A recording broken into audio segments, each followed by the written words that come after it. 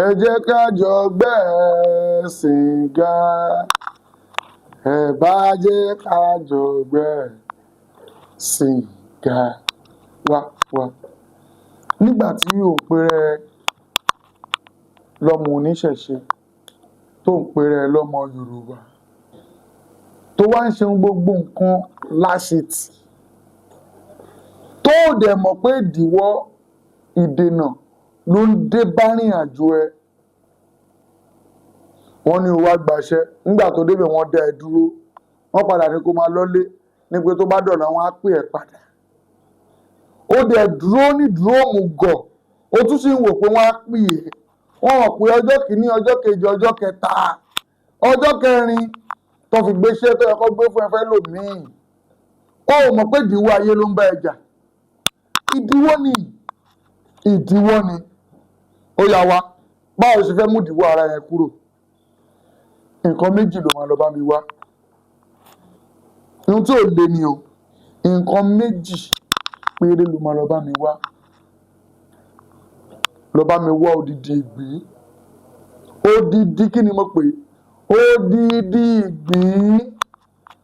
Tó bá ti rí odidi ìgbín yẹn, jẹ́ kó jẹ́ ìgbín tó gbó, jẹ́ kó mumi yó dáadáa. Wá wá èèpo ọ̀bọ̀. Ìwọ tó bá mọ̀ bí tó ti lè rí, lọ́sọ̀dẹ̀ lérí ọmọ. Sọ pé mo nídìí èèpo ọ̀bọ̀ àti ìgbín. Wà wá mú ìgbín yẹn, wà á sọ sómi, á mumi yó bákan.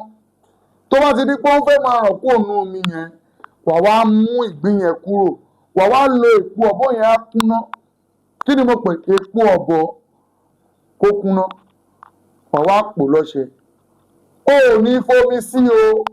Wà wá fọ̀dí ìgbín tó sọ sómi ni mo sọ o. Wà wá fọ̀dí ẹ̀. Wà wá romi ẹ̀ sọ́ṣẹ́ yẹn. Wà máa fomi ẹ̀ pò ọṣẹ yẹn pọ̀. Wà á wé ọṣẹ yẹn ní alẹ́ mẹ́ta ọ̀tọ̀ọ̀tọ̀. Alẹ́ àkọ́kọ́ wà á fi epo pupa wà á fi para, wà á wẹ̀. Alẹ́ kejì wà á fi àdí, tó bá mọ nǹkan tó ń pè ládìí, wà á lọ sọ́dọ̀ eléyìí ọmọ wa ní mo fẹ́ ra àdí, wà á fi para, wà á wẹ̀.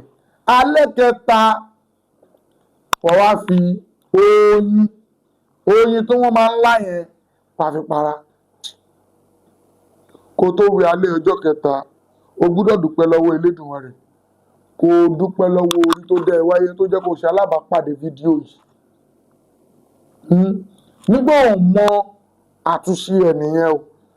Tó wá nílò pé mo fẹ́ contact èèyàn, wọ́n tẹ̀ fún mi níṣẹ́ kan, mo fẹ́ pèèyàn, o lè pè mí sórí nọ́mbà yìí.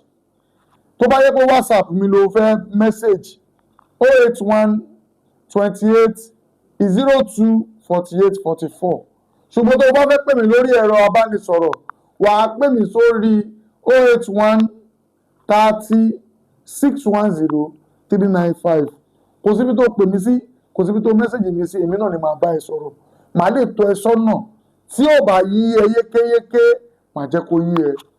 Àdúrà wa gbà. Ẹ̀yin ẹ̀gbọ́n mi, ẹ̀yin àbúrò mi, tí ò bá ti yé yín, èmi náà ni kẹ́ pè, èmi náà ni màá gbé. Ẹ ṣé mo dúpẹ́.